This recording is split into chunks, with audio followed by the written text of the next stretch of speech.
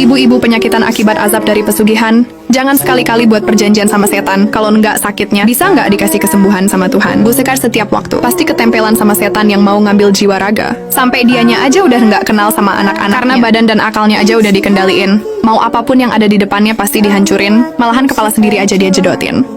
Rasa sakitnya nggak usah dipikirin, kulitnya gatal aja. Digaruknya pakai kaca yang habis dia pecahin. Daripada anak-anaknya kena imbasnya, mending ibunya sementara mereka tinggalin. Ratna kakinya kena akibat amukan dari ibunya sendiri.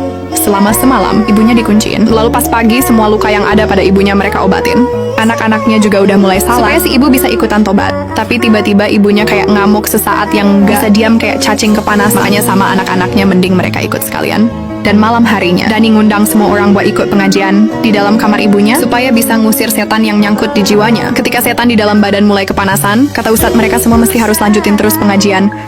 Biarin dulu aja, ibunya teriak-teriakan. Tapi karena mungkin setannya terlalu OP, malah ustadznya yang dikasih paham. Akibat udah diingetin sama si setan, tapi dirinya masih ngelunjak mau ngelawan pengajian. Bukan yang ngebawa kesembuhan, malah ngehasilin korban. Sekarang anak-anaknya bingung, gimana cara mereka nyembuhin emaknya di malam itu. Karena mungkin emaknya yang dikunci, jadi setannya mau nyari makanan lain. Bu Rodia asisten dari emaknya yang bakal kena teror selanjutnya. Soalnya udah selama ini dia kerja bareng sama ibunya, jadi juga harus kena imbasnya. Di pagi hari pasti ibu mau dibawa ke rumah Pak Kiai. Dani dapat kabar katanya Bu Rodiah meninggal semalam. Pas dia lihat jas mayatnya udah penuh sama cakaran di mukanya.